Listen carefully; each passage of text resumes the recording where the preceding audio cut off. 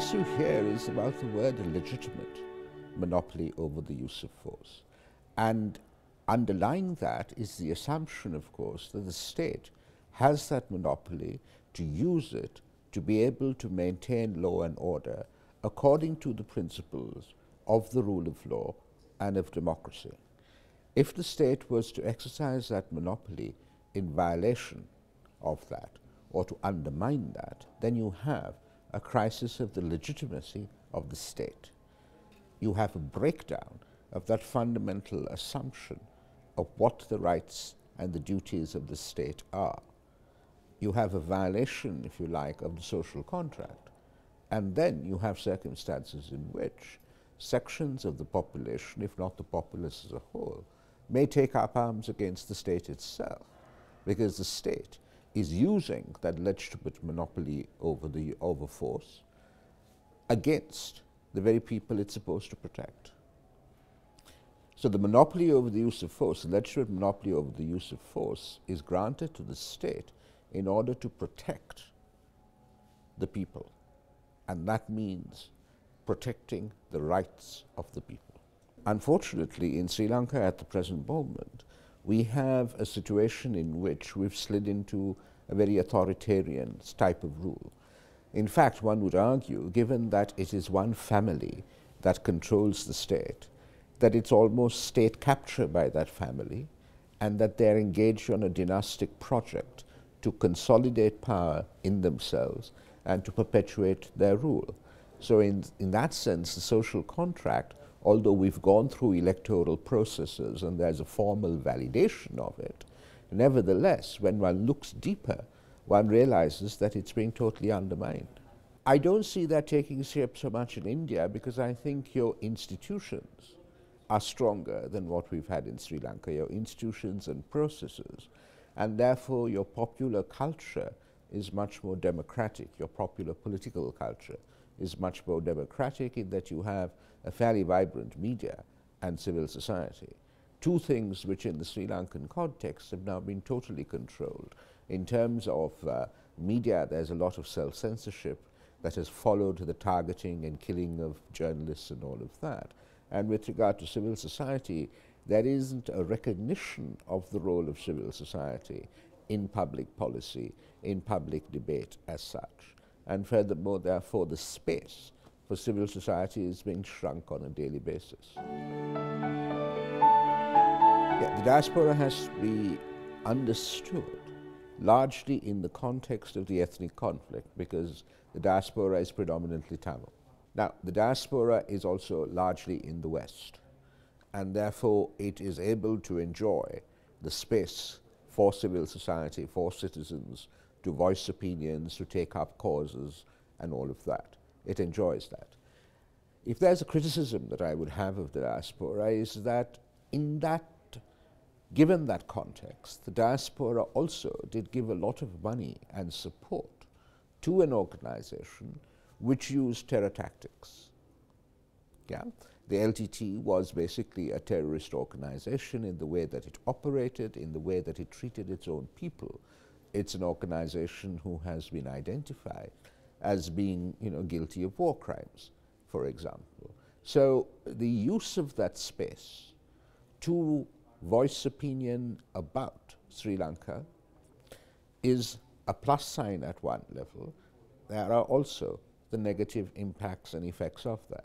So there is one element as an accusation, if you like, that's made against the diaspora, is that they have all the freedom and liberty to say all of these things, but they really don't have the responsibility, that they don't have to bear that responsibility of being in Sri Lanka, of taking up those causes, of being constantly questioned by the police and the military, of being taken in, detention, maybe torture, all of those things, you see. So what I'm saying is that the real contribution towards a united Sri Lanka, a federal Sri Lanka, a confederal Sri Lanka, you name it what you might, the people in the forefront of that have to be the Tamil civilians and citizens in Sri Lanka, who are going to have to be part of that process, who are going to have to face whatever adversity that comes with it, And it must be their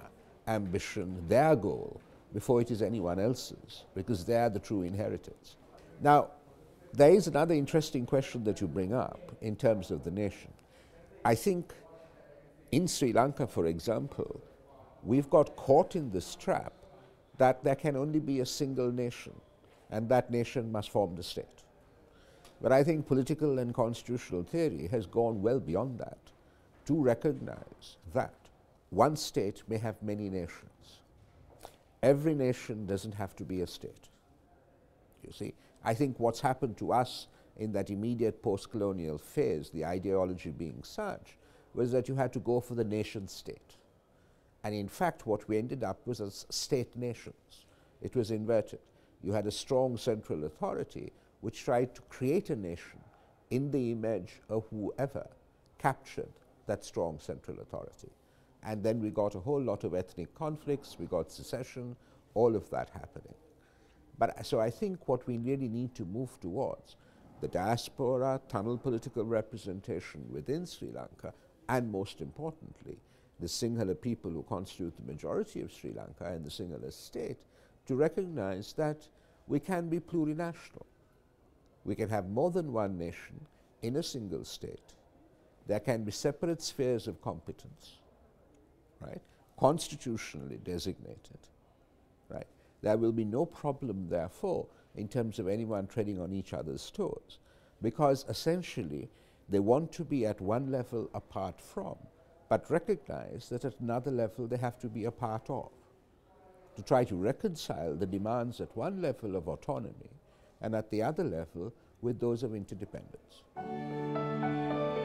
I don't think the dominant ideology or narrative in Sri Lanka at the present moment is secular at all. In fact, as you know, the constitution, when we started making our own constitutions, 72 and then 78, which is the one we have now, we have an entrenched clause that says that Buddhism will be given the foremost place. We qualify and say that that is not to the jeopardy or prejudice to any other religion. So there is a dominant ideology which is not just seen, a dominant ideology underpinning a dominant identity, which is not just seen in ethnic terms. It has a religious dimension to it. So it's Sinhala Buddhism. Okay? And the argument that is made in Sri Lanka is the sort of notion that one can't touch that at all, and that really at the ground level people, there is a lot of harmony amongst various religions, and we've never had religious conflict per se. But this is why what's worrying at the present moment are the attacks that you're getting on evangelical churches, the attacks that you're getting on mosques, the Buddhist priests being involved in these organizations, leading demonstrations, leading physical assaults, etc., against places of worship of other religions. This is new to us. And this is what is frightening and worrying, that the end of the war has released, if you like, the space for a very assertive and aggressive Sinhala Buddhist identity. And with that goes, for example, in the recent clashes with the Muslims, with that goes sort of arguments of, my God, there will be horrendous demographic change because the birth rate amongst the Muslim population is much greater than amongst the Sinhalese, and we might find ourselves as a minority in our own country, kind of thing. If you're to hold everyone together, you have to recognize the distinctive features about them and give respect to them through that identification, through that recognition. And, as Churchill said, in defeat, defiance, in victory, magnanimity. There is a prudential argument here saying that if you say that you are really a truly plural, multi-ethnic, multilingual, multi-religious society, let's celebrate that. Let's celebrate that, and therefore there's not going to be any threat from one community vis-a-vis another. And particularly, when it comes to religion, when it comes to language, there are so many links that we all have with each other, So, I see it as a very political and pragmatic way of holding a society together and galvanizing it in the service of it realizing its own potential.